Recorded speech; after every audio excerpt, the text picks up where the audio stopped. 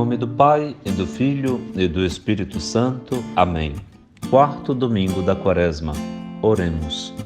Ó Deus, que por vosso Filho realizais de modo admirável a reconciliação do gênero humano, concedei ao povo cristão correr ao encontro das festas que se aproximam, cheio de fervor e exultando de fé. Por nosso Senhor Jesus Cristo, vosso Filho, na unidade do Espírito Santo. Amém. Proclamação do Evangelho de Jesus Cristo segundo João, capítulo 3, versículos 14 a 21. Naquele tempo disse Jesus a Nicodemos: do mesmo modo como Moisés levantou a serpente no deserto, assim é necessário que o Filho do Homem seja levantado, para que todos os que nele crerem tenham a vida eterna.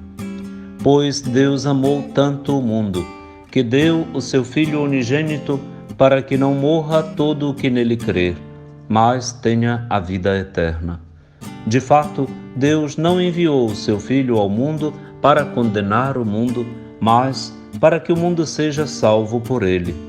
Quem nele crê não é condenado, mas quem não crê já está condenado, porque não acreditou no nome do Filho unigênito. Ora, o julgamento é este: a luz veio ao mundo, mas os homens preferiram as trevas à luz, porque suas ações eram más. Quem pratica o mal odeia a luz e não se aproxima da luz, para que suas ações não sejam denunciadas. Mas quem age conforme a verdade aproxima-se da luz, para que se manifeste que suas ações são realizadas em Deus. Palavra da salvação. Glória a vós, Senhor. Nós estamos de uma das mais belas páginas do Evangelho de João. É o encontro de Jesus com Nicodemos, no capítulo 3 do Evangelho de João. Nicodemos fazia parte do Sinédrio, daquele senado religioso judaico, o mais eminente em Jerusalém. E era um teólogo versado em Sagrada Escritura, considerado doutor em Israel. Jesus encontra-se com ele numa noite e entre eles se desenrola uma conversa, um diálogo teológico dos mais bonitos que temos entre duas pessoas na Sagrada Escritura. É Jesus, o doutor dos doutores, o mestre dos mestres, que ensina a Nicodemos, que revela a sua insuficiência teológica perante a novidade que Jesus lhe traz sobre o dever de nascer do alto, de nascer de novo, de renascer da graça e do Espírito Santo. É o batismo, do qual o próprio Jesus é o autor e o realizador, pela concessão do seu Espírito. Durante esta conversa, esse diálogo maravilhoso, fluente, Jesus faz outras revelações maravilhosas, como aquelas que temos no Evangelho de hoje. Ele diz que Deus amou tanto o mundo, que enviou seu próprio Filho unigênito, para que não morra quem acredite nele, mas tenha a vida eterna. Antes disso, diz que este envio é um envio medicinal, curativo, salvador, e refaz-se ao exemplo de Moisés, que no meio de uma pandemia de veneno, de um envenenamento mortal, de cobras venenosas que mordiam as pessoas do povo de Israel no deserto, mais ou menos num cenário de fundo, como aquele que estamos vivendo hoje, numa pandemia que em 48 horas matou mais de 4.500 brasileiros, rapidamente, e tem tantos outros na fila para a morte, por escassez dos recursos medicinais, clínicos e artefatos. Nós temos, e pela inércia do processo vacinatório, e também por toda a ingerência das nossas autoridades frente à pandemia, nós temos então uma aproximação daquilo que está acontecendo atualmente entre nós na pandemia do coronavírus. A serpente, elevada por Moisés numa haste no deserto, servia para que aqueles que se dirigissem a ela, olhando-a, fixando seus olhos na serpente, tivessem o veneno atenuado. Era o antídoto do veneno, o olhar para a serpente hasteada no deserto. Aquela serpente era um midrash, era uma imagem antecipada de Cristo crucificado. Jesus vai ser elevado na cruz, não mais como serpente, claro, mas como o antídoto contra todo mal. Quem voltar-se ao Senhor por meio da cruz de Cristo Jesus vai ser erguido, levantado, vai ter os anticorpos contra toda a maldade que envenenou a sua vida, envenenou a humanidade toda.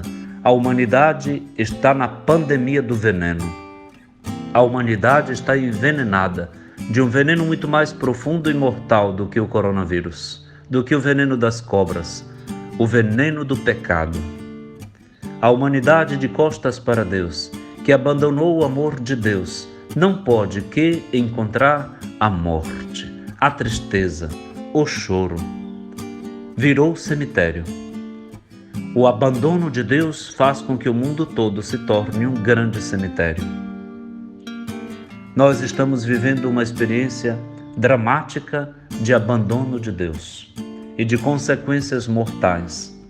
Precisaremos voltar ao Deus que amou sem ser amado, para voltar a amá-lo e ter a vida. Todo abandono de Deus gera morte. Em todas as etapas da história só se constatou isso. Na nossa também. Estamos assistindo à dramática consequência do abandono de Deus, do abandono das pessoas, filhas e filhos de Deus. Tudo aquilo que for feito a uma pessoa, Deus considerará feito a ele. E é por causa da falta de amor fraterno que nós estamos pagando um preço muito alto. A pandemia é a escola e nós sairemos dela diplomados, aprendendo que não há outro caminho que a partilha, o respeito, o diálogo, o serviço, o bom testemunho, a verdade e a justiça do reino de Deus, como antídotos contra todo sinal mortal.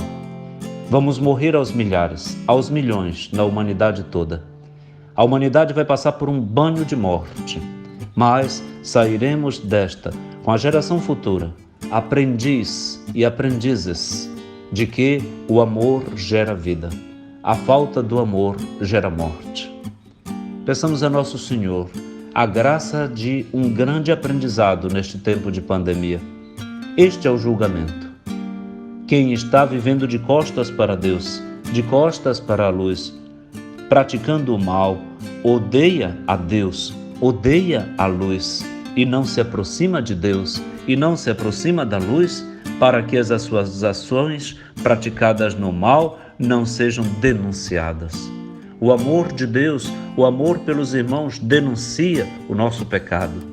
E é por isso que se vive tão distante de Deus, pela vergonha que se tem de praticar o mal e não querer virar o rosto, voltar os olhos para fixá-los em Jesus Cristo.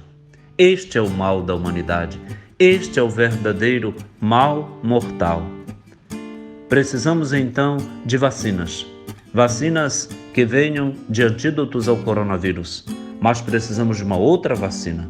Da vacina da graça divina, do amor de Deus, que nos converterá em pessoas que se respeitam, que se estimam, que se apreciam, que se valorizam, que se olham, que sorriem, que trabalham umas pelo bem das outras, que fazem as suas ações boas, que praticam o bem, que agem conforme a verdade e se aproximam da luz, para que se manifeste que suas ações são realizadas em Deus.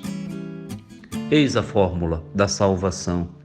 Eis a maravilha do Evangelho deste domingo que nos traz tanta alegria e esperança. É a síntese da Páscoa. Estamos no meio da Quaresma e já antevemos neste domingo letare, no domingo da alegria antecipada pela Páscoa que se aproxima, daquilo que estamos para celebrar, mesmo em meio à pandemia. Nós rezamos pelos falecidos, rezamos pela conversão das nossas autoridades, pedimos ao Espírito Santo que se derrame de novo em nossos corações, como o fez no dia do nosso batismo, de nossa crisma, a cada comunhão, a cada confissão e misericórdia recebidas, a cada bem que a gente faz. O Espírito Santo, divino tutor e curador, venha nos ajudar e nos faça capazes de amarmos mutuamente. Se Deus for amado, a humanidade não morre. Se Deus for abandonado e não for amado, a humanidade vai virar um cemitério. Que Deus nos livre, que Deus nos abençoe, que o Senhor nos salve. Louvado seja Cristo, para sempre seja louvado.